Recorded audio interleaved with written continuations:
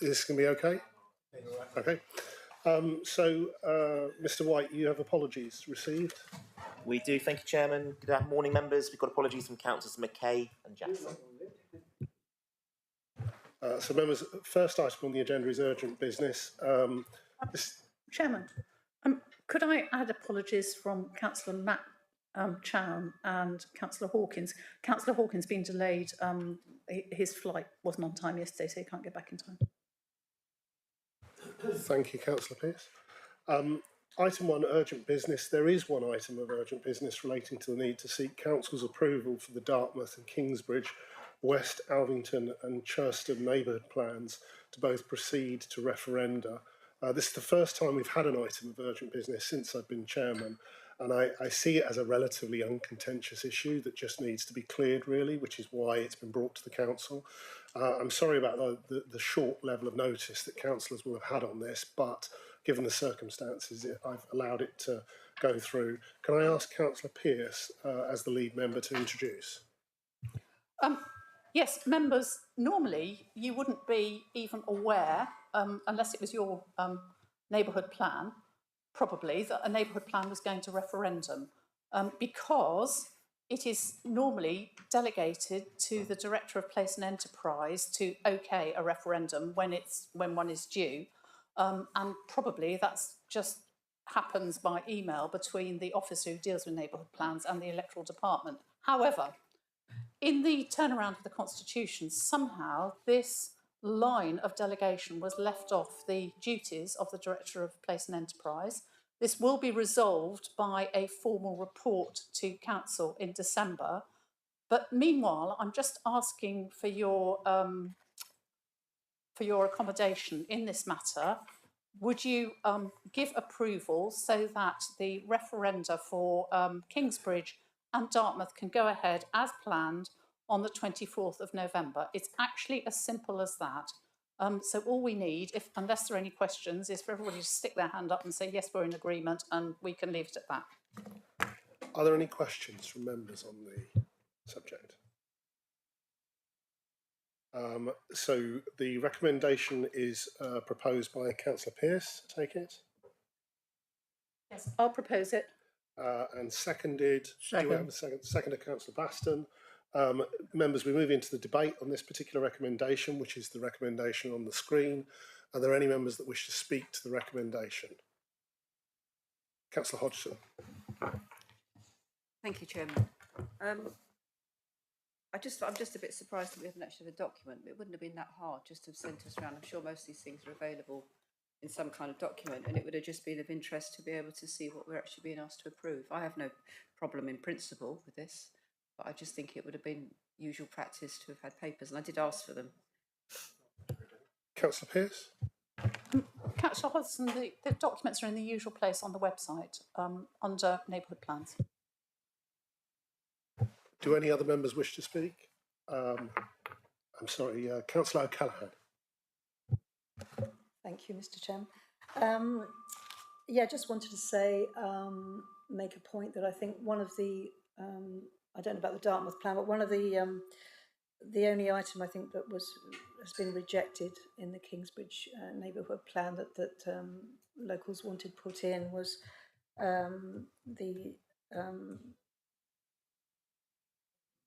as I understand it, and not second homes, because Kingsbridge is seen to be rapidly going the way of Salcombe, and I think local people wanted, really, I think, would like to be proactive and not wait till the situation has got rather excessive as it has in Salcombe. But unfortunately, there seems to be a percentage that's required of 20% or so, and I believe that the average across Kingsbridge and West Alvington and Churchstowe is 14%. So that doesn't appear to fit the bill, although I think there's a chance to review it when the latest census is out. So I just want to make a comment that it's a shame that, you know, that can't happen when local people want it. You have to stick to a particular percentage, but that's where we are at the moment. So I just wanted to make that point. Councillor Pearce. Councillor O'Callaghan, this isn't really part of this debate, but I can explain to you exactly what's going on there.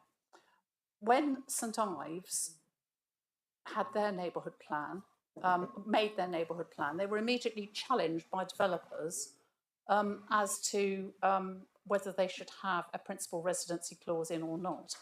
The percentage of second homes that they had evidenced was 21%. Now, the reason that 21% remains the percentage you have to be able to show is because if you were to show any less than that, you would open yourself up again to a High Court challenge, because you can be sure as eggs are eggs that the developers would come forward with one if you use less than that. So that's the reason for it, but that's not what we're discussing at the moment. We just want to get these neighbourhood plans made and get them through referendum as quickly as possible. Do any other members wish to speak on the debate? No, so therefore I will move to the vote. Those in favour of the recommendation as on the screen.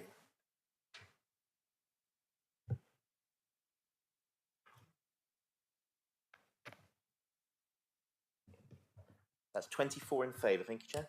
Any against? None No against? abstentions? And One one abstention. abstention. Thank you, Chair. Thank you. So we move on to agenda item number 2, which is exempt information. There should not be any need to divide the agenda. So at this stage, we'll just simply move on to agenda item number 3. In accordance with the Code of Conduct, members are invited to declare any disclosable pecuniary interest, other registrable interests and non-registrable interests. Councillor Penner.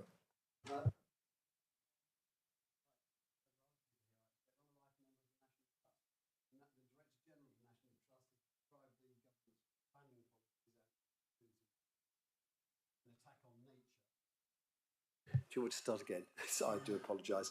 I'm a life member of the National Trust, and the Director General of the National Trust has described the government's policies on planning, or new policies on planning, including those regarding investment zones, as an attack on nature.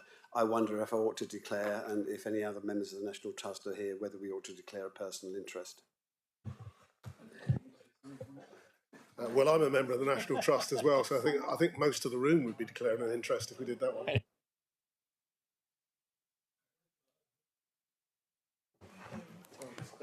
Yeah, Chairman, I don't think there's any need for members of the National Trust to declare an interest in this particular item.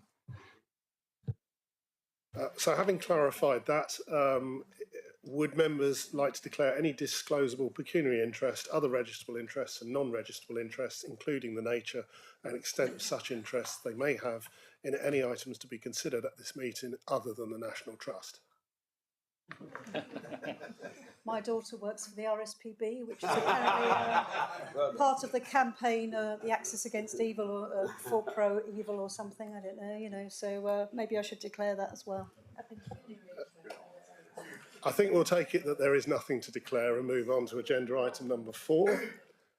So the main reason for the meeting today, which is really just one agenda item, number 4, Plymouth and South Devon Freeport, and I'll ask Councillor Baston as lead member for this to introduce it. Thank you, Chairman.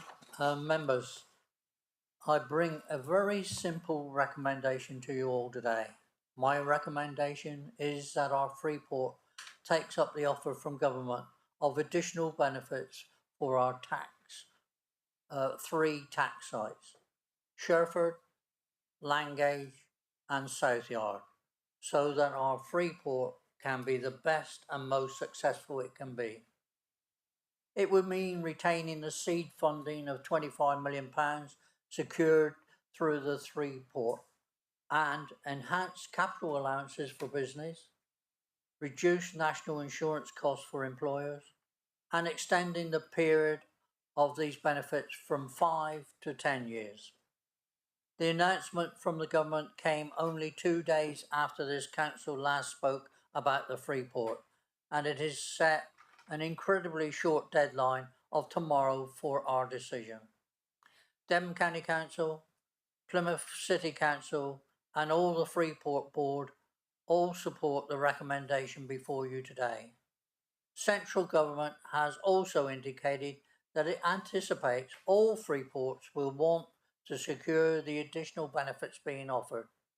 The Department for Levelling Up Housing and Communities has also let us know that our Freeport proposals are currently best in class, and they are very keen to see our Freeport go live as soon as possible. The recommendation today will result in upgraded incentives for business within the 3 tax sites, ensuring our Freeport is not at a disadvantage to other Freeports or investment zones in the area. No change to tax site boundaries, and not seeking planning changes at the 3 sites. Thank you, Chairman. Thank you, Councillor Baston. I'm now going to ask the lead officer, Mr. Brooke, to add to the introduction and hopefully add to the details in the documents. Mr. Brooke. Thank you, Chairman, and thank you, members. And I just want to start by saying thanks very much for coming in today to consider this. As Councillor Baston has alluded to, this is fast moving, it's landed, it's a government policy, and we need to rightly consider it. And with all of the information that we have before us, which I would say is relatively light, it is essentially all contained in the paper that we have today. Mr. White, could you just put a plan on the screen for you? So for the benefit of members, I just wanted to set out for you where these changes would apply. And this is a matter of law. So these are the 3 plans that I went onto the government website to download. They are there for all to see. They're publicly available. And those are the 3 tax sites that are set out through primary legislation and statutory instruments through government. And it will be those 3 sites within those red line boundaries, and only within those red line boundaries, where any changes between Freeport and investment zones would apply. So that's my first point. My second point is probably to reiterate what Councillor Baston has said about the relative benefits of investment zones versus Freeports. Crucially, the Freeports come with seed funding and the investment zones do not, and that separates them apart. And we will keep the £25 million worth of seed funding that government has put on the table for our Freeport. That's really important for us. And secondly, just to reiterate, essentially, the Freeport benefits are being extended in duration. That's the simplest way I can explain the benefits. They're also being enhanced. So we get, very crudely, twice the amount of time for which the benefits apply, and in 1 or 2 areas, twice the depth of the benefit. So that's the economic incentives that we wish to secure for our Freeport. If this recommendation is approved, then the Freeport will put in for an expressions of interest on the basis of no planning reform, in the same way that it did for the Freeport. So if you can stretch your memories back to earlier in 2022, we could have made a play for planning changes then. We did not, we do not want to, and that is not the intention. And informally, and it is only informal, and I accept the limitations of that statement, central government have indicated that the approach we wish to take is supported by them. And that is literally all we are considering today, and also a summary of all of the information we have. And I hope that helps you in your debates today. Many thanks, members. Thank you, Mr. Brooks. Do members have any questions? We haven't moved into the debate yet. It is questions we are looking for at this stage. Thank you, Councillor Brazil. Yeah, thank you, Chairman. Yeah, talked about the £25 million seed funding. Are you saying? Sorry, are you saying that if we don't go ahead with the investment zone, then the government are going to withdraw the £25 million seed funding that there was for the Freeport? Yeah, that's my question. Through you, Chairman. No, I can confirm that the Freeport offer stands. Sorry, I was trying to clarify that if we were to take up the offer of an investment zone, the Freeport funding of the £25 million would remain. So we keep that irrelevant of the decision made today. Thank you. Councillor Birch. Yes, the report at 1.5 makes reference to the Freeport board, and also this has been mentioned by Councillor Baston. Could we please have some information as to who sits on this board and whether or not there is any member of this council sitting on the board, please? So the Freeport Company was approved, the formation of the Freeport Company was approved by this council in March 2022. The directors of that company, we have a representation through Councillor Baston. and the other representatives on that board are made up of a councillor from Devon County Council and Plymouth City Council, as well as one director representing the landowners within the Freeport. So of those 3 sites, you have a consortium at Sherford, so that's Taylor Wimpey and Vistry. They get one director between them. You've got South Yard, which is Plymouth City Council, and you've got Langage, which is Langage Energy Park Limited. They have all signed landowner agreements, which requires them to pay revenue funding into that Freeport company and entitles them to a position on the board. Thank you, Chairman. Councillor Birch, did you have further? Yes. First of all, when was Councillor Baston appointed by this council to be on the Freeport board? That's number 1. Number 2, why hasn't it been disclosed in the Register of Interests? That's number 2. Is your microphone on, Councillor Birch? Yeah, it is. Yeah, it is. Sorry, I couldn't see it. Sorry. Okay. So number 2 is why hasn't Councillor Baston registered his interest in the Register of Interest? That's number 2. And number 3, why didn't he disclose this interest when you asked for members to disclose their interest? Councillor Baston, would you like to respond to this? Microphone. I can't recall when I was actually elected. Can you, Mr. Brooke? Mr. Brooke, do you have any dates on or details on that? Thank you, Chairman. It was referenced in March 30 of this year, and I remember it being discussed in this council room, and forgive me, I haven't got the other dates to hand, but I can look that up. Sorry, Councillor Baston.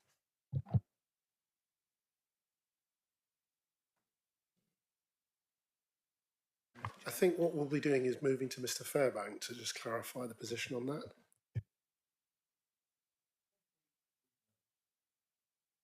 Just clarifying a point, Councillor Pennington, and then I'll come to you. Yeah, I think before.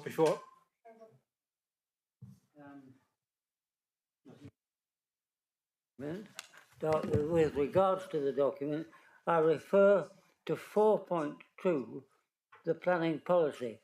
Why can't we wait until we actually see and that we agree everything in any planning policy?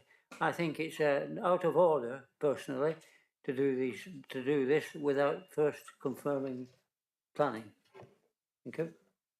Thank you, Councillor Pennington. We'll come to the answer to that question after Mr. Fairbairn has referenced the previous one.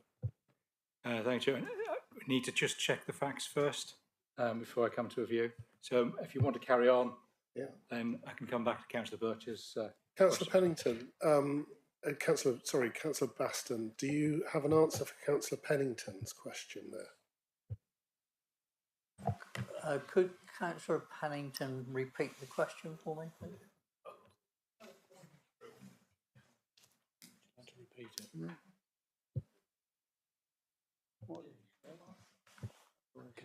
Can you repeat your question?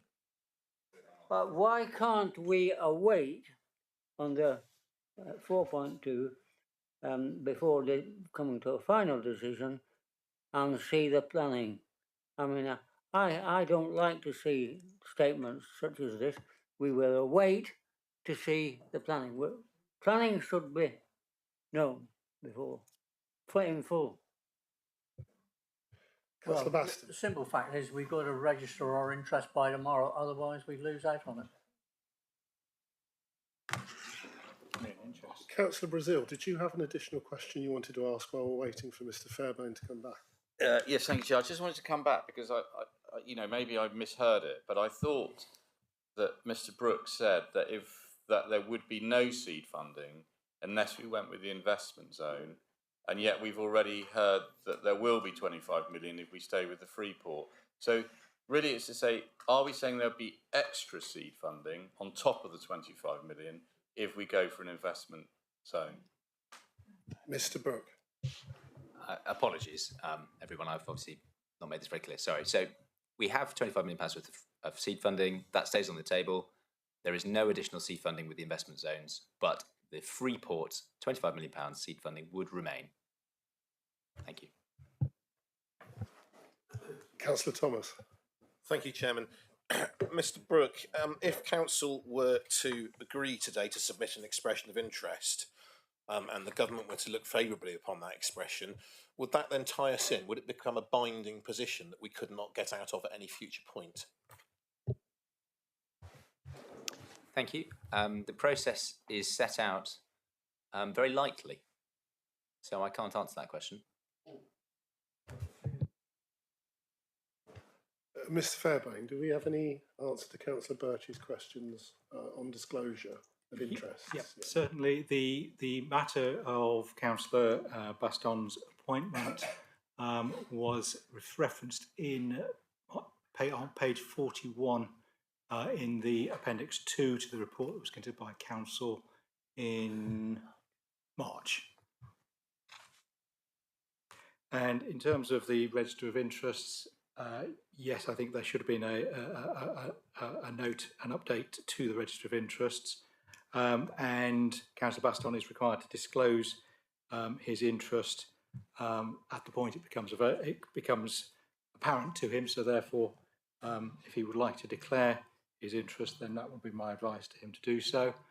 In terms of continued participation, the question is whether it is the decision today directly relates to the finances or well-being of one of his that interest. That is a matter for Councillor Baston. Councillor Baston, would you like to come back? Yes, I will declare an interest in the Freeport, Chairman. Councillor Birch, do you have any further questions? Yeah, I would ask Councillor Baston whether or not he thinks it might be appropriate for him not to lead the discussion on this matter in view of the fact that he has an interest. I think it would be far healthier for this council if another executive member took the lead on this rather than Councillor Baston, because I think it would, that if he did continue, it would reflect badly. So will he accept that position? Councillor Baston. For the leader to take over. Councillor Hodgson. Councillor Hodgson.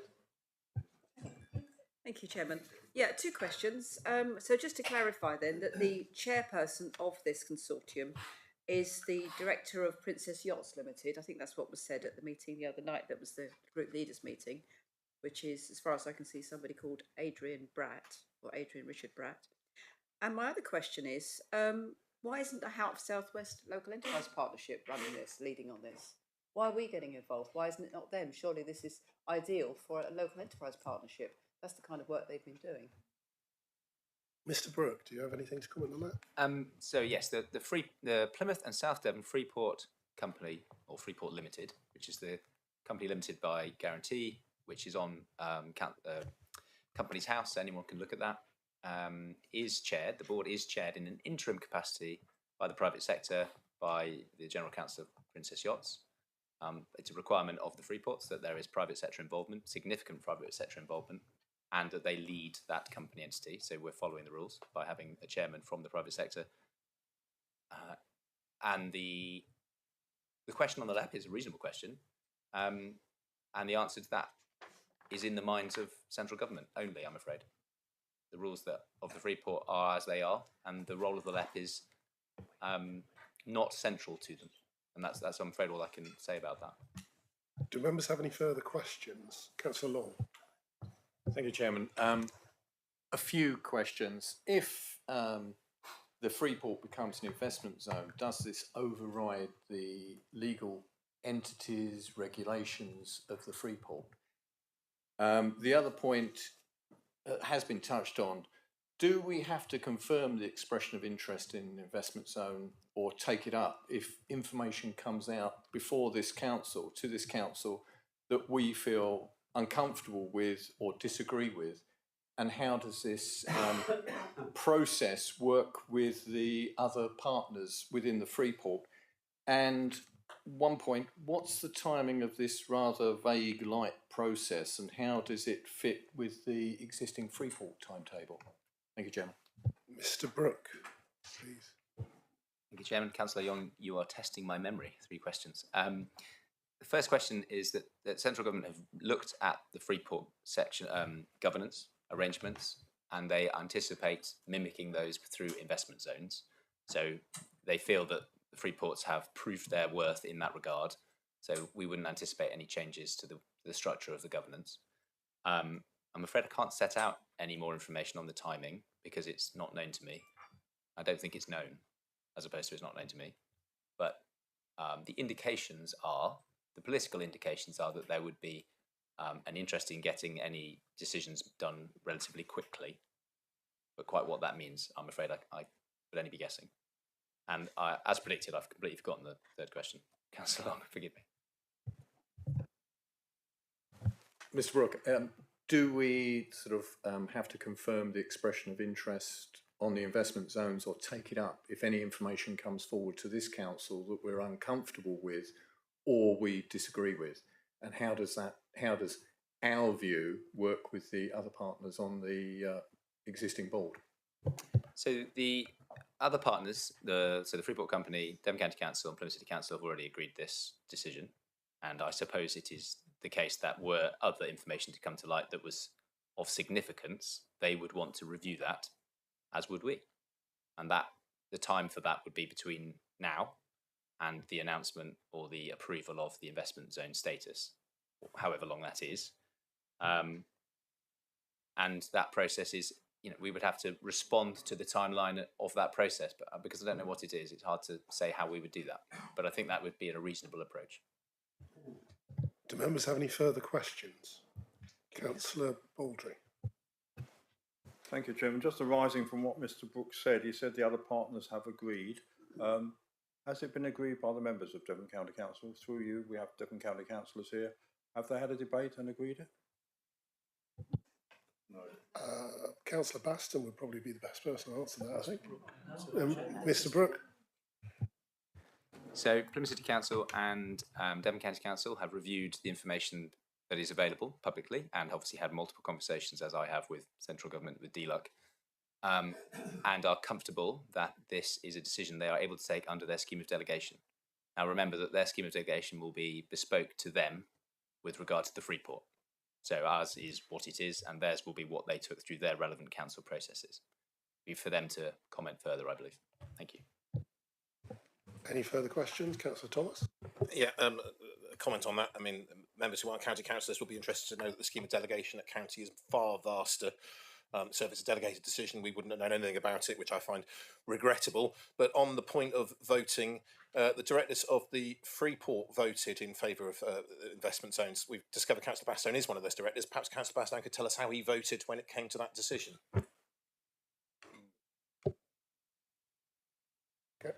Councillor Baston. Is he allowed to speak? In favour. In favour. Thank you. So just to clarify, Councillor Bastone, you've already voted in favour of Freeport becoming an investment zone in another place? Yes. Thank you.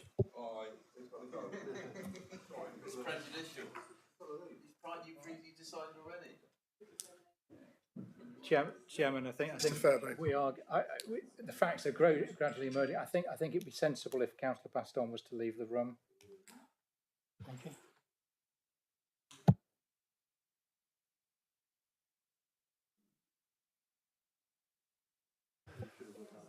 Do members have any further questions?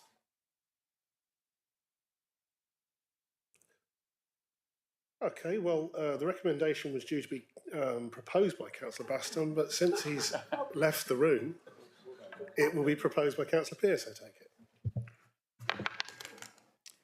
it. Yes, Chairman, I'm happy to propose this motion. And at the same time, I would like to make it clear, and I don't think we can have it up at the same time, but those plans you saw show the full extent of the Freeport and the full extent of the investment zone, which will now be, well, the investment zone enhancements that will now be added to it. What I want to make quite clear is that it is those zones only.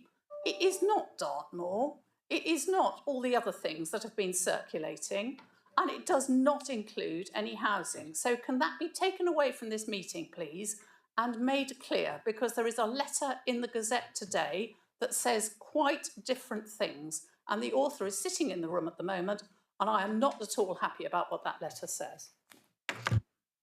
Do we have a seconder for the proposal? I would second. Seconded. Councillor Brown seconded.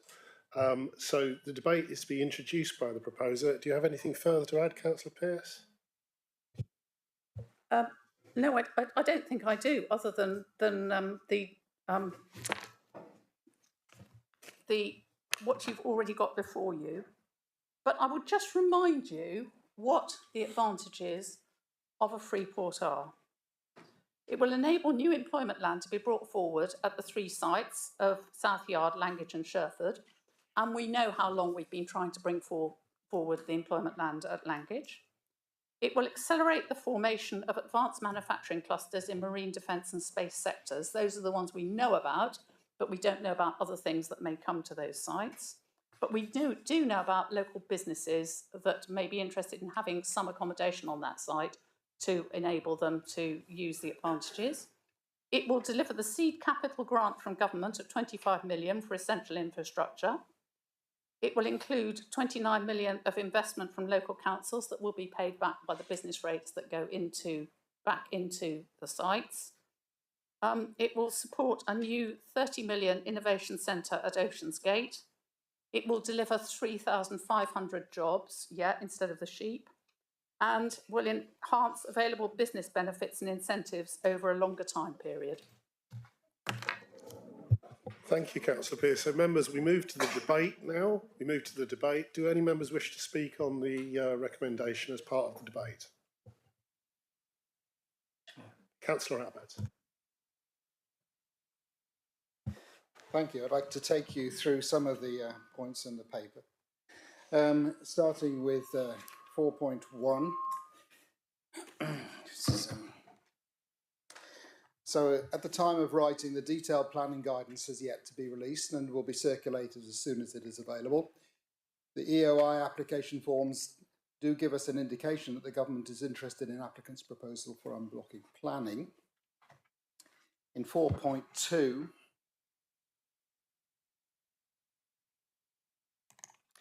the policy around planning is still to be finalised. Come on. And on this, I disagree because on the proposal, because I would like to see what exactly is happening. In 4.3, it says to make sure that planning blockages are identified and dealt with. And in 7.3, the investment zone programme is being run at pace. And of course, we're always challenged with quick law being bad law. Now, how do those relate to our interests here? In 2.1.1, it says where a variety of tax, regulatory innovations and flexibilities and planning simplifications will apply within those sites' boundaries. And here we go with quality English. It is site apostrophe S. We have here a singular site with a government map which tells us what the boundaries of this area is. The singular site includes West Devon, South Hams and Plymouth. We have the opportunity here, if we agree to this, to undermine the planning of the AONB, Triple SIs, the Tamar AONB and the catchment SAC in Plymouth Sound. Without a clear constraint on legal limits on the planning, I have no trust that the planning rules will not be bent or overturned to permit building across the South Hams. I won't add my vote to that. Are you for the AONB or not? Are you for protecting the South Hams or not? I encourage you to vote independently with caution. Vote no. Councillor Baldry. Thank you, Chairman. The leader has just outlined to us the advantages of the Freeport. We know all that, leader. That's why we voted for it. But what we are now being asked to do is move beyond the Freeport to express an interest in an investment zone. I am very, very wary about this. It is a pig in a poke. I agree totally with what Councillor Abbott has just said, and also in his question what Councillor Pennington said. I'm very, very frightened about things done in haste. We've been had a gun held to our head about this. We have to do it in 2 weeks because this ineffective government wants us to do it. Please, members, be very cautious before you go down this road. I don't trust this government. I don't trust what they're going to do in the future, even if they still exist, perhaps in 6 months' time. It is a matter of trust. I feel sorry for Mr. Brooke because he's had to persuade us to vote for something for which he admits he has absolutely no detail. I work on facts. I want to see something in writing. We've been told what the present boundaries are. They can change. I'm saying to members, I don't really think it is, well, I do think it is a matter of trust. I trust Mr. Brooke, but he knows very little. I trust the leader, and she knows as much as Mr. Brooke tells her. I trust the chief executive, and he is in a similar boat. But this government is not a government I would trust. The whole thing could change in the future. Our lovely countryside could be destroyed as a result of this. And please don't vote for something you're asked to do over a very short 2-week period. Councillor Hodgson. Thank you. So I don't really understand the rationale for South Hams being involved in this. The government's so-called mini-budget has brought wide-scale astonishment and condemnation from across the financial world and sent the pound rocketing to a major low. Interest rates are rising and the Bank of England is frantically trying to stem the flow of money leaking everywhere. Even they say it will not be continuing to support this financial catastrophe after this Friday, tomorrow. Alarm bells should be ringing when we are being required, apparently, to put in a bid of this scale on 12 days' notice. How can that be good financial management, rational budgeting, or a well-considered strategic thinking? That the system is being changed so rapidly from free port to investment zone to tie ourselves in for 10 years, when at the same time with more cuts likely to be coming down the line, district councils may well be abolished. Where will that leave us? Perhaps this is just a wheeze for the government to get its hands on our reserves that are public money and we are responsible for. 1 minute we are being asked to agree to borrowing multi-millions of pounds against our residents' council assets and invest in a huge enterprise area with very scant detail or guarantees of investors, all to benefit private enterprise with reduced planning requirements, reduced eco standards and tax breaks. Where in our constitution have we agreed to take on this kind of work and responsibility? There are other factors too that are worrying many people. What about public consultation? Where is our mandate to make these huge decisions? I have spoken with each of the 5 town and parish councils I report to, amounting to over 60 councillors. All are astonished that we have not been consulted on this, that they have not been consulted on this. That the government sees fit to demand a 12-day notice and not consult Parliament speaks volumes about why this is being done. I believe we're simply being used to prop up their financial mess and deliver their promises of levelling up at the expense of local taxpayers. We should be doing the decent thing and ask the residents' views on this. Consider biodiversity. The facts are well documented. World Wildlife Fund for Nature report issued this week showed that 70% of wildlife has disappeared since 1970, with UK one of the worst countries for loss of wildlife. We have a responsibility to care for the environment and we have declared a biodiversity emergency. This kind of wholesale clearance, in particular of farmland and sheep, simply wipes away habitats and the wildlife that depend on them. To approve these zonal plans with relaxed standards is to open the door wide open to habitat destruction and loss. Why are we supporting the private sector to build expensive yachts, replenish the nuclear deterrent at Devonport, etc.? Why are we not investing to meet our real local needs for social and affordable housing, more food production, renewable energy, anaerobic digestion to clean our waterways, and actions that will help us address the climate emergency? Investing in the free-for-all private enterprises with the promise of reduced planning and environmental controls is simply inviting those who are unlikely to make any contribution to addressing these real, local and global needs. We should also be concerned about who this consortium is, who we are partnering with to put in this bid. As I said earlier, this is being led by the chair of Princess Yachts, and therefore it's a matter of pecuniary interest to that individual. So again, I say, why are South Hams still happy to make a deal with the government on financial plans that seem very uncertain and could unravel further very fast? For me, this proposal to take a further step down the investment for private enterprise route is a disaster in the making. Like the outsourcing of waste services that caused chaos and upset for 2 years, and the failed Aldi project that wasted over 500,000 in a speculative bid. This is yet another house of cards that lacks substance, sound financial planning or real strategic thinking and is irresponsible. We shouldn't touch it with a barge pole. Councillor Smurden. Thank you, Chairman. I note with interest that Councillor Hodgson, who represents the Green Party, quite happily skates over the fact that the green hydrogen plant at Langage is going to be one of only 2 or 3 throughout the country, and something which I feel we should be proud of, and I'm happy to support. I understand from Mr. Brooke that in terms of planning, that site has already received outline planning permission through our own planning process, etc. Could Mr. Brooke confirm that, please? Mr. Brooke. Thank you, Chairman. So Sherford has outline planning permission already and is going through a series of reserve matters. And Langage has outline planning consent for commercial development for the northern half of it, so 250,000 square metres of development. So, as you say, it is already set out. Thank you. Councillor Pennell.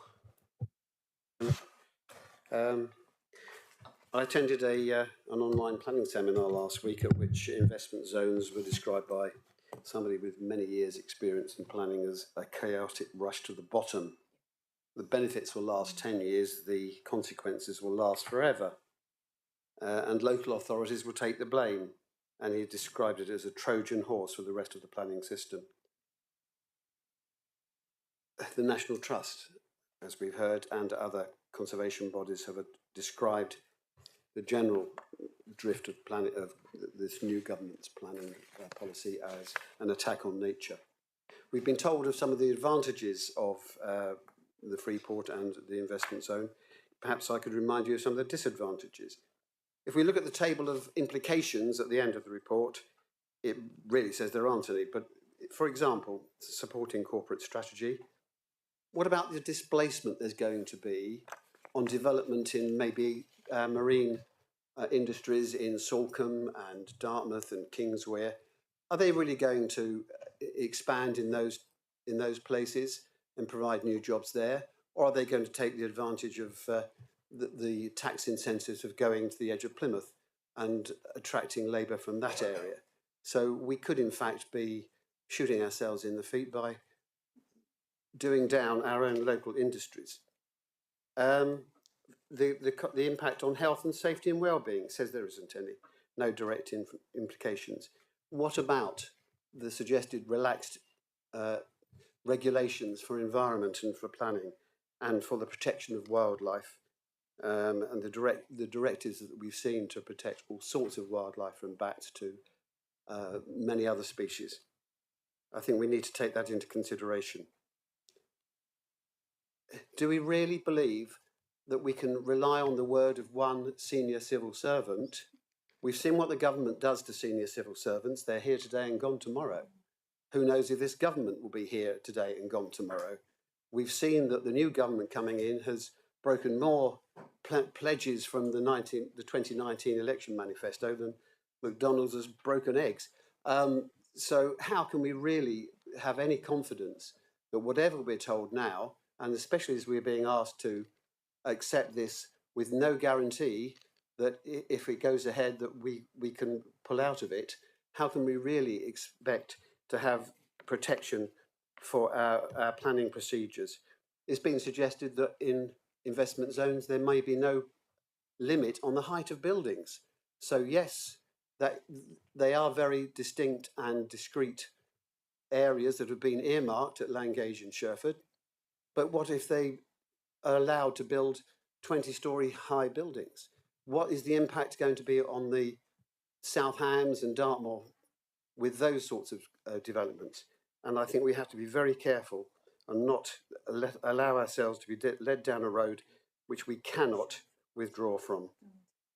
I think that's probably all I need to say, and I think I shall be voting against. Councillor Birch. Thank you. It's quite apparent that there are far too many unknowns.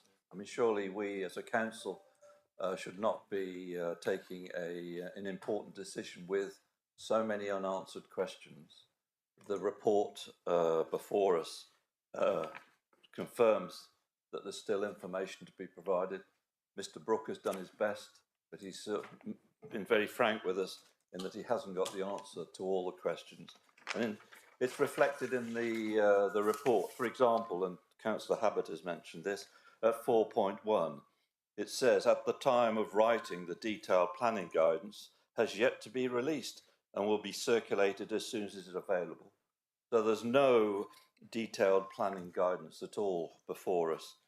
It then goes on to, the report then goes on to report on a conversation with a senior civil servant who states the policy around planning is still to be finalised and should be published shortly. So again, another unknown.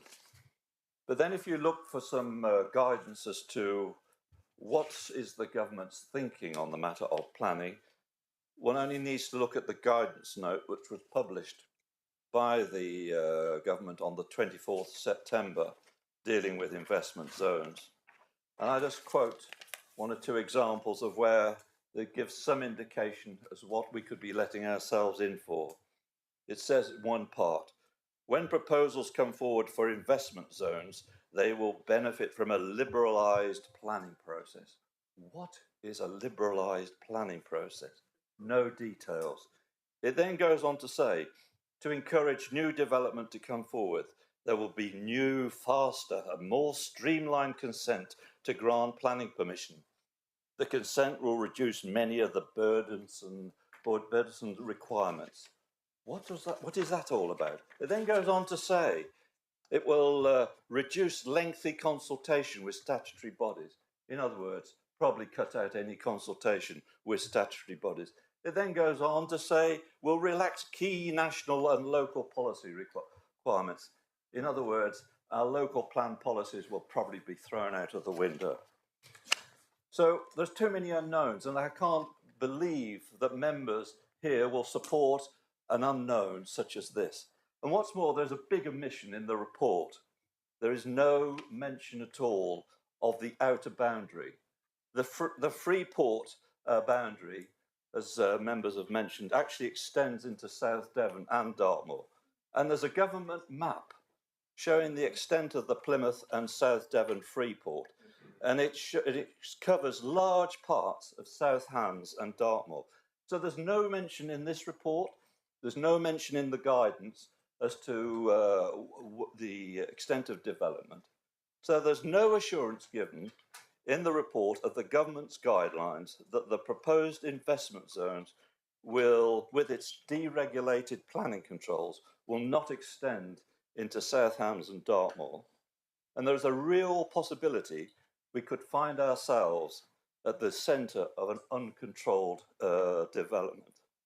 And in my opinion, this could result in widespread planning disaster for this area.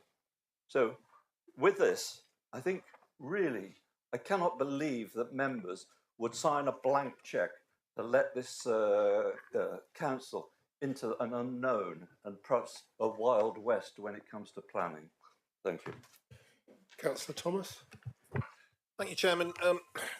For the record, Mr. Brooke, Councillor Baldry is your district councillor, and when he said you knew very little, he did, of course, mean about this, and not about all matters. I know he would like me to point that out for you. For those of you that didn't have the pleasure of attending the executive this morning, I did, and I was able to hear the leader say something which I wholeheartedly agreed with when she said to Councillor Baldry, what happens at Westminster and what happens in South Hants District Council are two very different things. Well, I would exhort her to follow that advice where this is concerned, because frankly, I can see no reason to support this whatsoever, and I have to wholeheartedly agree both with Councillor Birch and Councillor Abbott in their comments, and say I can't be supporting it. Thank you very much. Councillor Brown, as the seconder of the motion, you'd like to speak? Yes, please. Thank you very much, Chairman. I've listened to what all councillors have had to say on this, and I've heard the planning system being brought up on a number of occasions. One thing I didn't hear, and forgive me because my hearing is rather bad at the moment, so I may have literally missed it, but in particular when Councillor Abbott quoted from 4.1, of the officer's report, I believe he neglected to miss out the very end, which said, rather than mandating change. I apologise if you did say that, but I didn't hear it. So I just want to point that out. What we're being asked for today is simply an expression of interest. That is what we're being asked for. The queries regarding the maps have been solved by the officer presentation, and the slide down from that has clearly showed us the areas that this affects. The economic incentives for this are rather significant because it basically extends the economic incentives of the Freeport, and if anything, brings greater long-term investment to the area. So I will be fully supporting this because I think it makes a great deal of sense. But I really hope that for those who have spoken out against this today, some for reasonable reasons, some for not reasonable reasons, in my view, that should this become the really great investment zone that it should be, providing great financial and economic resource to the country, to the area, that they will reflect upon that. I really hope they do, but I'm very happy to support it. Thank you. Councillor O'Callaghan. Oh, thank you. Yeah, first of all, I was somewhat surprised to hear the chairman of the Southam Society berated by the leader for writing a letter to the local paper and putting this in the public domain. Southam Society exists to try to protect our local environment, and I think they've got a perfect right to write a letter to the local paper, not least because there is very little transparency with this, as many other speakers have already mentioned. I was at Kingsbridge Town Council on Tuesday night and mentioned this meeting. Of course, nobody knew anything about it. You know, there's been nothing in the public domain about this. No consultation with local people that we're supposed to represent and we're elected to represent and to do our best for them. So it's very valid to express concerns, particularly in the public domain. Why are we rushing in? There is an old saying, fools rush in where angels fear to tread, which springs to mind. You know, you might think this was political. You might do. You might think it was making up policy on the hoof. It is not clear, as other speakers have said, what is being proposed here. Streamlining planning. The civil servant apparently says it was the policy around planning is still to be finalised. But we're asked to be making decisions on things that aren't finalised, that we don't know about. We don't do that generally in committee and at council. We take great care to make sure that everything's been signed, sealed before it's delivered. On this case, we seem to be doing it the wrong way round, agreeing to something before we know what it is. As Councillor Birch has pointed out, there is an outer boundary. Councillor Pearce may say it's nothing to do with this, but then why is it here? I mean, I asked that at the last meeting. The day before, suddenly it was an investment zone, and Councillor Brazil was saying, well, will this be an investment zone? We were told, well, no, it won't be investment, and then it was an investment zone the next day. That's how fast this is all moving. It could well be a threat to our environment. We have the South Devon AONB, we have Dartmoor National Park. How do we know what this government may or may not say? Again, we don't know what we're agreeing to. I mean, have we asked, a question springs to mind, have we asked our AONB unit, which is based here at Follerton House, what their view is? Have we asked the Devon Wildlife Trust what their view is? They're here to give their opinions in public on policy. I haven't heard anyone saying that the AONB unit has been consulted or what their view is on this.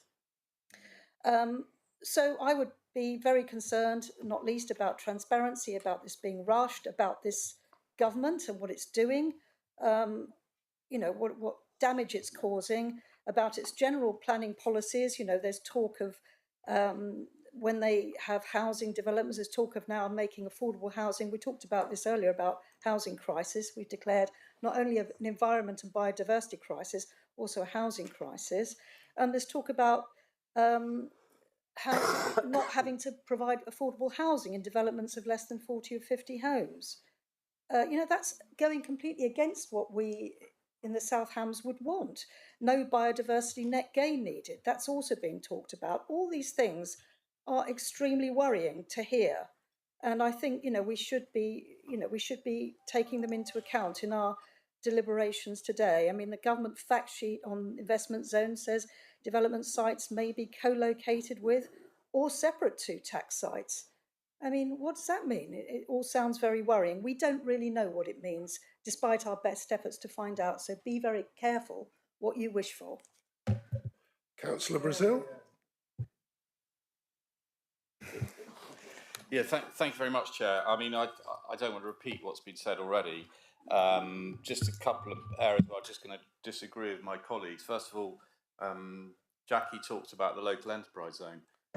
Not the local enterprise, the local enterprise partnership. Thank God it's not up to them, because they have no domestic control and they would not be allowed to vote on it as we are now. And I think that's great. And then Keith said that he talked about an ineffective government. Oh, if only they were. They've been very effective in basically crashing the economy of this country. You know, an ineffective government would be much more preferred. But just to say, I think that what we've heard during this debate is that there seems to be quite a lot of haste and chaos around it. We've had the extraordinary situation where somebody had already voted in favour of it, didn't realise that he had a prejudicial interest because he'd already voted for it and had to leave, and he was meant to be the one presenting it. We don't know about planning. We've had a few vague reassurances from people that, quite frankly, not in this chamber today, but from government, that I wouldn't. As John Birch said about housing, the investment zones was specifically mentioned housing and how it was going to liberate the housing market by not including affordable housing, not including the environmental restrictions that there are, not including many of those environmental and biodiversity policies that we have signed up to in our joint local plan. And I say to colleagues, once again, central government totally uncosted. Totally uncosted. We've already heard rumours that the Treasury's concerned about it, because when we say, oh, it's brilliant and it'll bring in investment, the reason why it brings that in is because we give tax cuts to these big corporations, and we hear the Prime Minister wants an unlimited number of investment zones, and she's having to be reined in by the Treasury because they cost billions and billions of pounds, you know, in lost revenue. Totally uncosted. We can't be complicit in a government that has totally lost control of the finances of this country, and in supporting investment zones. That is exactly what we would be doing. You know, we did mention earlier on that we talked about the planning within Sherford, that we at this council passed one. Yes, I have to say that was a pretty shameful presentation that we had about that planning application. We were misled about it, and if that's anything to go by on how this is going to go, then I would really warn people against supporting it. So I would say to you, I too listened to that webinar with Dr. Harris, and he was very good. And he talked about the supply side, lifting the supply side restrictions. He basically said that was removing local democracy from decision taking when it comes to planning. And I agree entirely. And I think he got that absolutely right. This is a man who's, you know, he's apolitical. He has years and years and years of experience within planning and planning law, and sometimes people, I don't think, even understand what they're doing when they change planning law. Class Q being a classic example, but it's unacceptable. And what we're being asked to do here is to risk our environment, our beautiful environment, and our biodiversity on the back of some punt by a government that thinks they're going to supercharge the economy. The enterprise zones didn't work back in the 80s and 90s. I doubt this will work, why this should be any different. What they do is they displace jobs around the country, that we've already heard, and as such, you know, do not suddenly create growth out of nothing. What I would say is that we have support. Well, I have supported the Freeport because it would bring in a lot of inward investment into the South Hams, and I accepted that as a South Hams member, I should support that, and I did. But I cannot go as far as this investment zone. It is a war on nature. It's a war on biodiversity. It's a war on our environment, and it's a war on local democracy. And I will not be supporting it by any stretch of the imagination. Thank you. Councillor Rowe. Thank you, Chairman. Well, I do congratulate Councillor Brazil on his grandstanding and attacking the government. And in fact, listening to the opposition, I feel that I'm listening to the news, and news that we've been listening to is absolutely, well, we turn it off because it's just grandstanding. Yeah, I'm not surprised. However, I do feel that I think in some instances you've slightly missed the point, because this is an opportunity, it's a business opportunity, it's an opportunity for jobs, for growth in our areas where we needed decent jobs, not low paid jobs. This will bring us jobs that will be much higher paid, and we look forward to that.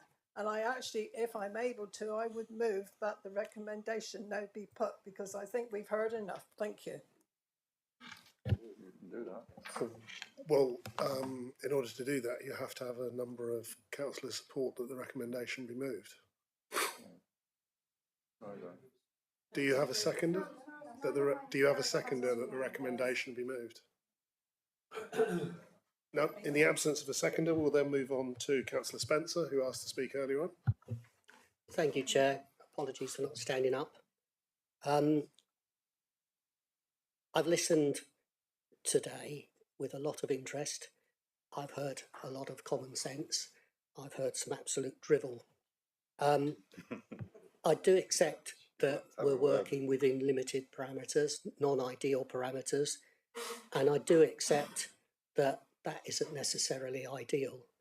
I think Mr. Brooke has presented a compelling case, and I think we are actually ignoring that by scaremongering about things that may or may not be true in the future, based on what may or may not happen. And I've dismissed those arguments, quite rightly, I feel. Nothing in life, I think, is black and white, and I must admit I would prefer that it was.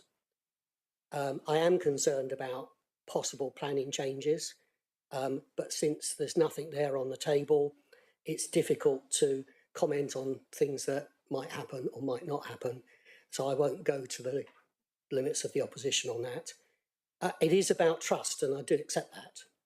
And that's trust with a T, not trust. I don't think all the questions have been answered, but I think we're forgetting that this is an opportunity for all the reasons that have been outlined in the original moving of this particular proposition. There are lots of opportunities regarding growth and lots of opportunities regarding jobs in particular, and there are a lot of opportunities about financial benefits that will come to the South Hams. I'm seriously concerned about the length of scaremongering that has been gone to today, and that's kind of watered down, I think, a lot of the opposition's comments. I think this is an opportunity, and I think it is an opportunity that we should take. And I would remind you that there is a deadline of tomorrow, and you can't change that whether you would like to or not. So if you don't do this today, you miss out completely on anything positive that might happen, in spite of all the negative feedback that we're currently getting. Thank you. Councillor Sweet. Thank you, everybody, for amazing comments. And, you know, I agree with so many of all the opposition's comments that have come forward, but also thanks to sort of Barry for your comments. Although I do disagree that if we vote against this, we're going to miss out on all these things, because we are voting for an expression of interest, not whether we go forward with it. So what I absolutely can't understand is when there is all this concern, all these valid comments, absolutely no public consultation whatsoever. As Jackie said, you know, I know that she's written a report and taken it to all of her parish councils, and they don't know anything about it whatsoever. I feel that about the investment zone. I feel it about the whole Freeport thing. That there's just so much uncertainty. We've got this being pushed forward by a government that is turned the whole national economy into total chaos. So I don't know why this has come forward with only 12 days to make this expression of interest. I don't know if it's just so, the government can say, look at us, aren't we fantastic? We've got this investment zone project, and all these councils, they're all for it. They've all, all signed up as their expressions of interest, because there isn't enough content in the proposal to be interested in. When there is, then we can look at it again. So we're not signing it away and signing away all the benefits if we vote no to this. We're just saying at this point we're not interested because we don't have the information and we don't have the facts. And when we do, we can look at it again. I mean, as a district councillor, as somebody in my own business life, that's what I would do. And I also draw just attention to all the fantastic jobs that are going to be created. Because I know I'm short-staffed, I know the council's short-staffed. I mean, yesterday there wasn't even enough blood for people that have accidents because the blood banks are short-staffed. So I don't know where all these amazing available people are to take on all these fantastic jobs, should they arise. So caution, I'm not saying it's all terrible and it's all going to be terrible, but at the moment, we're not interested because we don't have all the facts. Thank you. Councillor Foss. Yeah, thank you, Chairman. I've sat here for a while long listening to members talk on this. Some of the opposition make some very valid points, but they also talked up a lot of rubbish as well. Talk about half full beer mugs or half full glasses. It's all on the negative. Yes, there are things we don't know, but this is an expression of interest in this. We turn it down, as I understand it, won't be available again. That may or may not be true. But I don't wish to miss out on something. For years, we've been grumbling down this part of the world, southwest of England.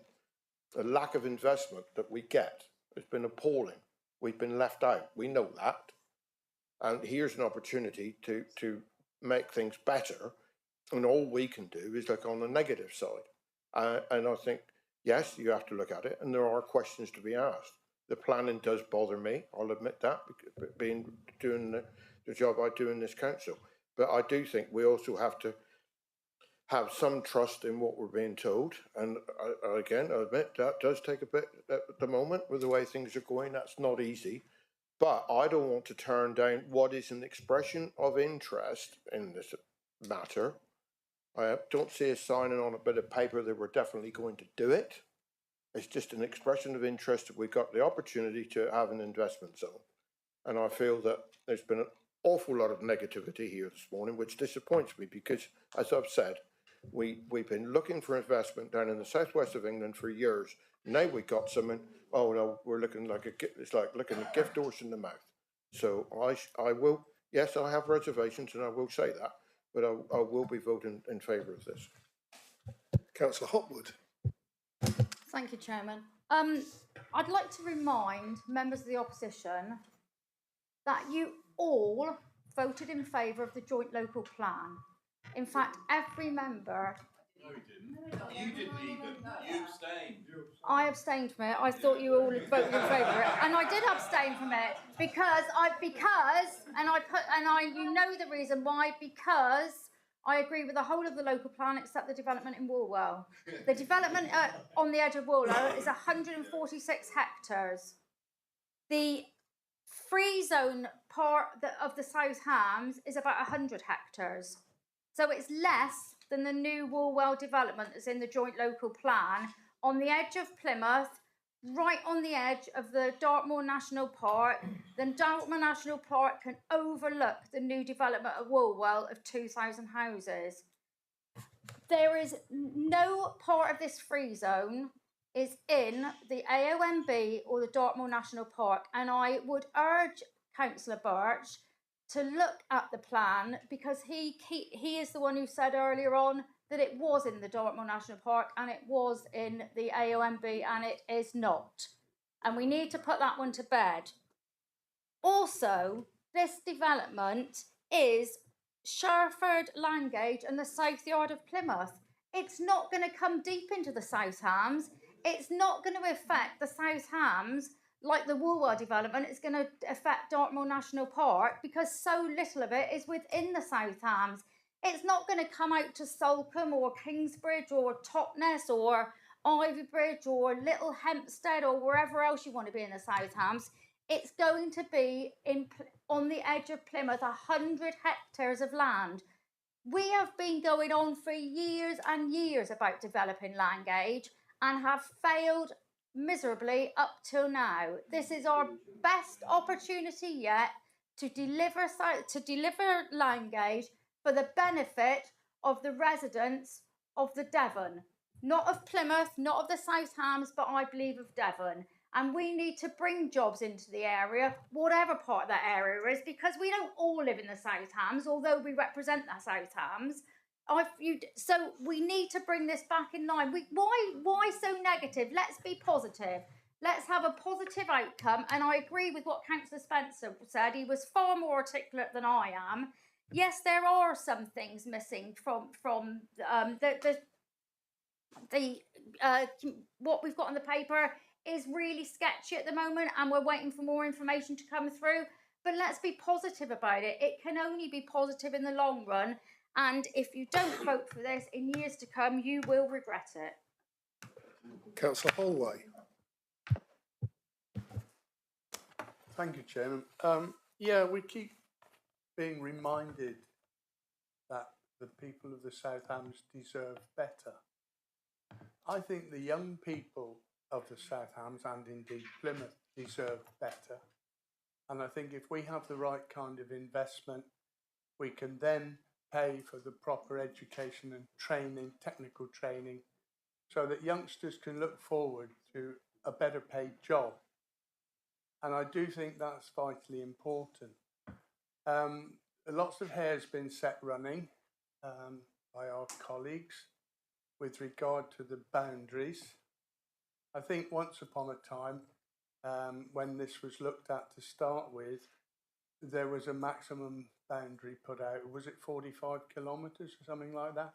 Now, we have defined the boundaries of the three areas of the free zone, and we're talking about the investment zone going on top of the free zone. So we're talking about the same boundaries.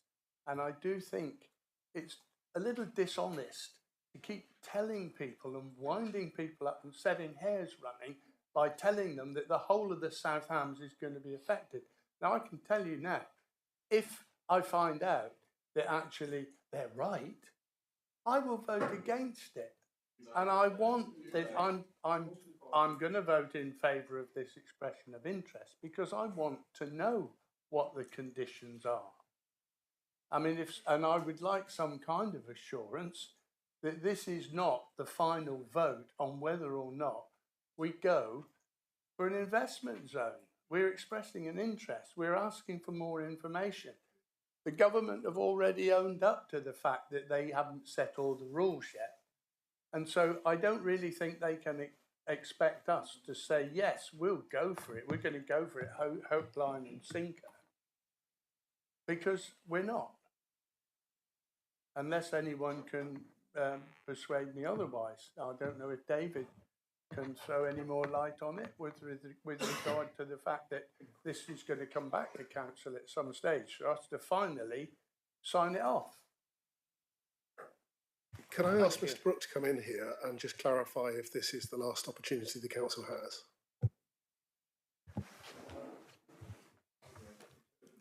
Thank you, Chairman. I think this is the right time to have the thorough debate on the issue, and that we should treat this as a robust decision, Chairman.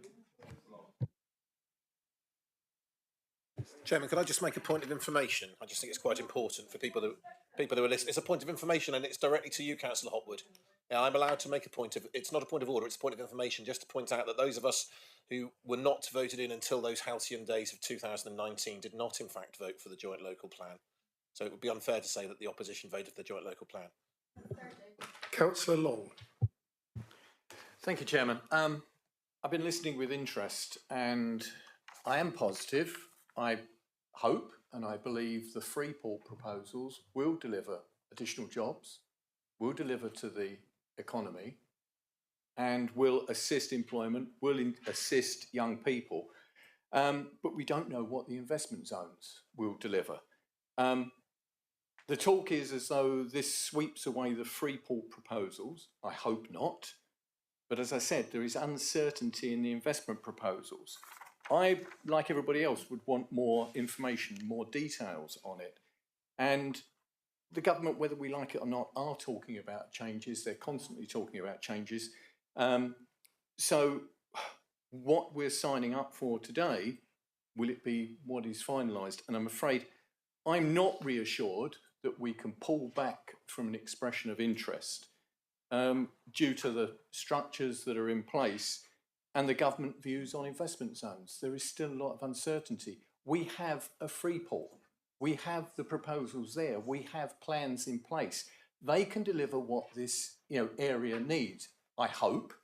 I may be proven wrong. I hope it doesn't suck employment out of other areas to leave areas, sort of devoid of employment or just transferring jobs. I believe the free port could attract additional jobs into the area, additional businesses into the area, but I'm yet to be proven or persuaded that the very, very vague details that we have for the investment zones will do this. And I think, I feel sorry for Mr. Brooks, Mr. Bates, the chief exec, and other officers for being bounced into this position. I think you're in a very invidious position, perhaps worse than us, because you're having to put the proposals to us for us to look at. I don't feel comfortable with investment zones. I'm not going to be political, but the problem is we are constantly seeing changes from proposals coming forward, and I have no certainty that there will not be further substantial changes to investment zones. I'm comfortable with the free ports. I hope they'll deliver, but I don't think the investment zones, and I think I come back to that thing, I'm not reassured that we can pull back from this expression of interest because of our other partners, others there, and the government's views on this. So I think we're being bounced into something, unfortunately.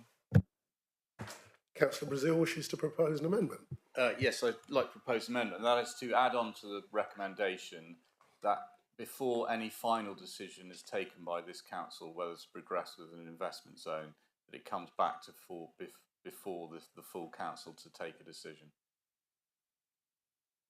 Do you have a seconder, Councillor Brazil? Councillor Baldry seconds.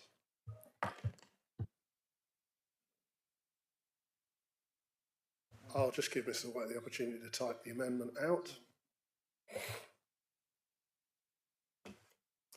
Leader wants to speak. Yeah.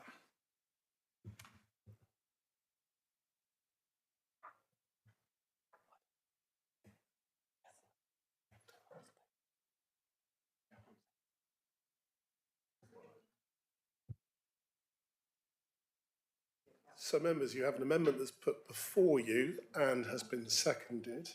Can I ask Mr. Fairbank just to speak to the amendment, just to clarify that it is legally okay? Thank you, Chairman. I have to say, having heard what Mr. Brooks said earlier, and what I gather from my understanding of investment zones and this expression of interest, this will be the opportunity that Council has to make the decision, and it won't be possible for us to rein back once we've expressed this interest.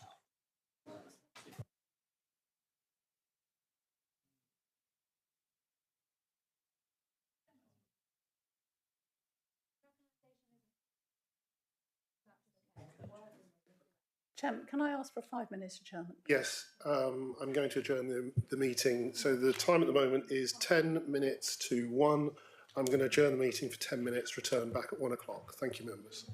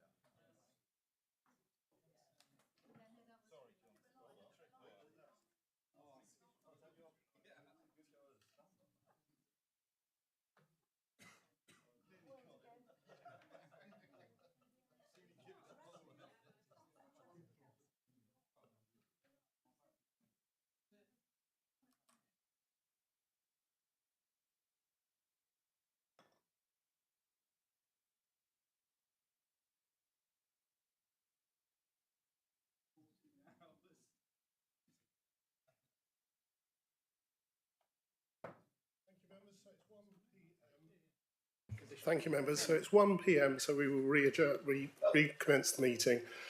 Members, you have an amendment that's put before you and has been seconded. And I would like to ask the Chief Executive of the Council to speak on the amendment. And then I'll also go to the Leader of the Council to speak about the amendment as well before we move to the debate. Thank you very much, Chairman. Well, it is an enormously difficult decision the Council has before it today. We're well aware of that as officers, that there is not the certainty of information that we would all wish to have. We always have to make decisions with the information in front of us, and sometimes that decision making is difficult, and you have exactly that in front of you today. But the expression of interest deadline is Friday. It is immovable, and we only have until Friday to make that decision. So in terms of the amendment is absolutely legitimate in terms of its form, it's legal and could be debated and voted upon, but it cannot be given practical effect. There will not be time for there to be a further council meeting between now and Friday. So in that sense, you can go through the process of debating it, but I'm trying to be helpful and say, in reality, you can't give effect to it. Thank you, Chairman. Councillor Pearce, as Leader of the Council, would you like to comment on the amendment? I have nothing further to add to what the Chief Executive has said, and he's quite correct.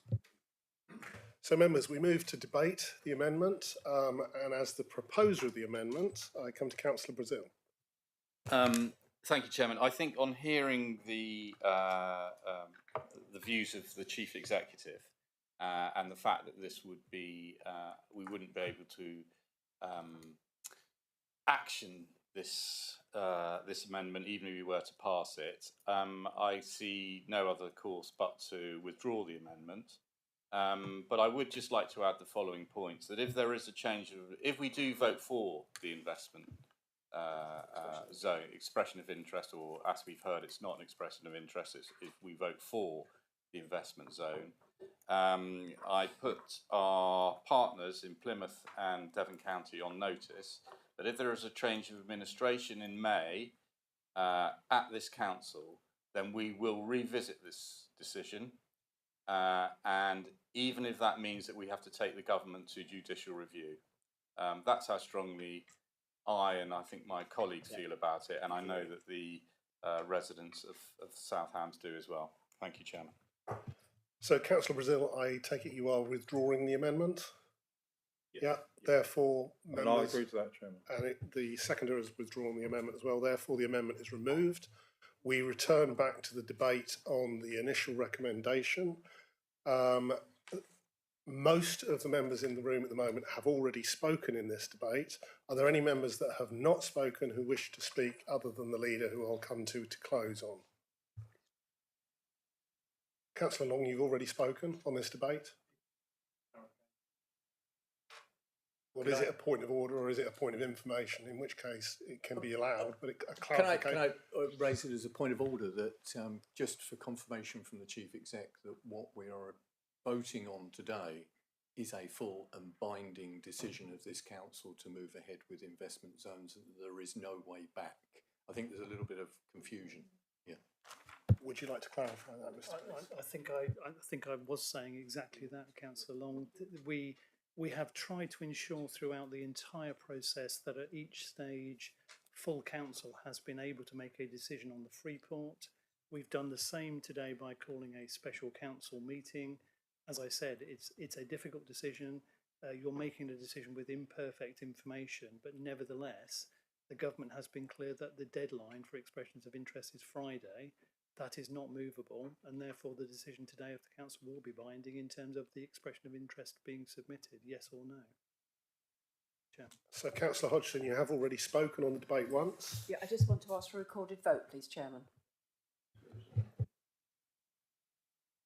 You clearly have sufficient support for a recorded vote. Councillor Smearden, I believe you have a point of information you'd like to make. Yes, Chairman.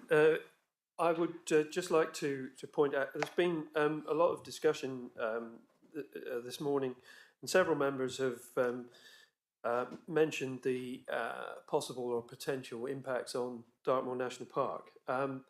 as South Hams' member on Dartmoor National Park, I feel that I should point out that there has been consultation with National Park officers because I've made sure that that has occurred. I saw it as part of my brief, if you like, to make sure that officers at the park were fully consulted and knew that this was that we were having this meeting today, and I sought their views on this, and they say that once again that they are comfortable that the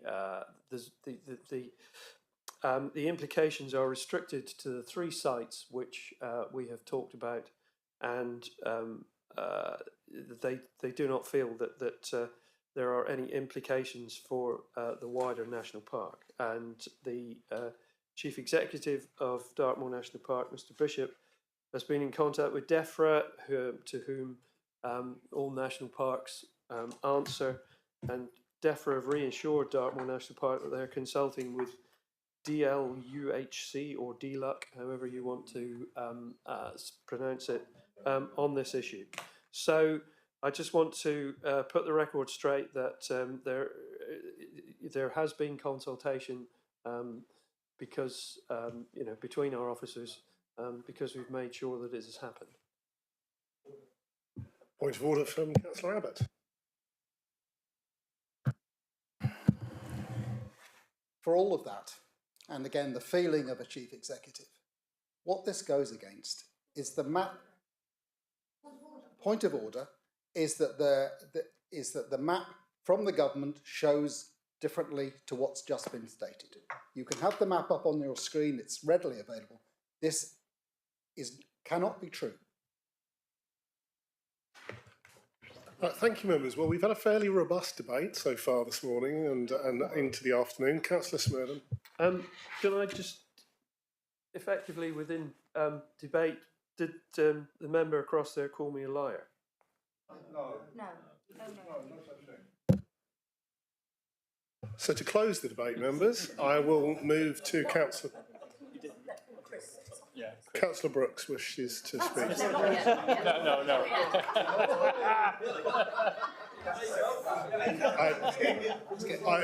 I believe I have falsely. Which way shall I vote? Falsely elevated you there to Councillor Mr. Brooks. Mr. Brooks would like to speak. Forgive me, there has been so much confusion over the maps, and it's been unhelpful, very unhelpful, and really opaque for everybody. So just to set it completely straight, because it's a matter of legislation. So it is the case. It absolutely is the case. And it's set out, if you don't believe me, read the Q&As, which are readily available on the government's website on the investment zones. At the end, in Annex A, is an overview of the investment zone expressions of interest process. There are 2, one with respect to free ports. One for free ports wanting to change everything, absolutely not the case here. And one for free ports that wish to, in their words, upgrade existing tax sites. That's what we're talking about today. We are just talking about upgrading the existing tax sites. Those are the maps. Those maps are part of legislation under, so statutory instruments back them up. So that is the case, and that's the matter of the facts as of today. Thank you, members. Thank you, Mr. Brooks. So in closing the debate, I will come back to the Leader of the Council, Councillor Pearce, to close this discussion.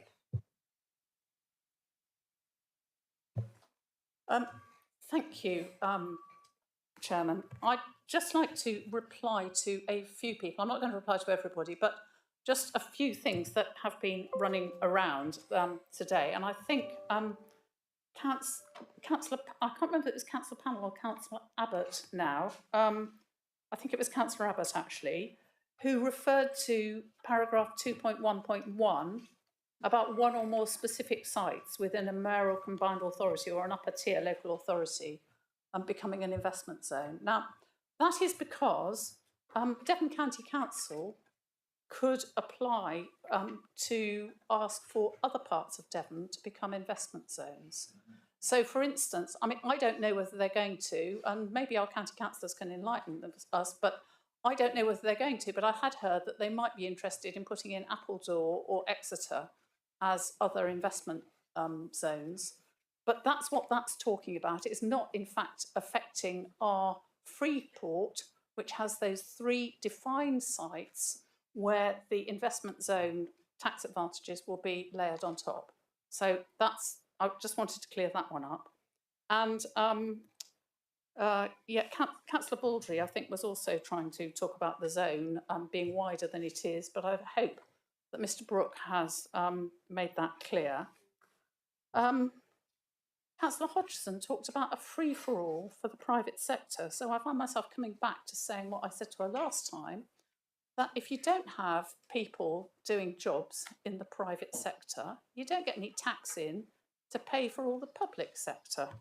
And so, yes, we want people in private sector jobs. We want them all paying their taxes so that the public sector can maintain all the things like the NHS and other things that we all require in life. So I just wanted to make that clear. And it is, once again, the choice between jobs or sheep. Right, and then somebody said, oh, well, it might suck in all the stuff out of Salcombe and Dartmouth. Well, I know for certainty of a firm in Dartmouth that's been looking for a prospective site to expand their business for ages and ages and ages and hasn't been able to find one in the South Hams, and they do a lot of export, so this might be just the ticket for them in the long run. And with the advantages that they will have on structures and building allowances and employers' NIC, it might be just what they're looking for. So let's hope so. And as for Princess Yachts, they have numerous factories doing bits of this and that all over the place. And I think in the other part of Langage, they've already got 3 or 4 sites there where they do work already. So let's just say that I don't think we'll be pulling them away from other things. This is going to be, you know, expansion of their business. And also, I'd like to thank Councillor Spencer for his very measured remarks on things that I think went a long way to say what a lot of us were feeling, but nobody else has said. So thank you very much for that. And I'd just like to say, I think we're going to divide on political lines on this, but I think you'll know the result of that. So, members, we move to a recorded vote. Can I ask Mr White to run through the recorded vote procedure? Thank you, Chairman. Therefore, members, the motion which has been seconded is on the screen. In alphabetical order, please. Councillor Abbott. Against. Councillor Austin. For. Councillor Baldry. Against. Councillor Birch. Against. Councillor Brazil. Against. Councillor Brown. For. Councillor Foss. For. Councillor Hodgson. Against. Councillor Holway. For. Councillor Hopwood. For. Councillor Jones. For. Councillor Long. Against. Councillor Callaghan. Councillor Pannell. Against. Councillor Pearce. For. Councillor Pennington. Against. Councillor Pringle. For. Councillor Reeve. For. Councillor Rowe. For. Councillor Smurden. For. Councillor Spencer. For. Councillor Sweet. Against. Councillor Taylor. For. And Councillor Thomas. Against. Thank you, members. That's therefore 13 votes in favour with 11 against, and the motion is therefore declared carried. Thank you. Thank you, members, for your attendance. I'm going to close the meeting, but prior to members leaving, I would like to invite the leader to provide a brief statement on a recent council decision to adopt the climate emergency planning statement. So officially I'll be closing the meeting at 1:14 now. However, I would invite the leader just to make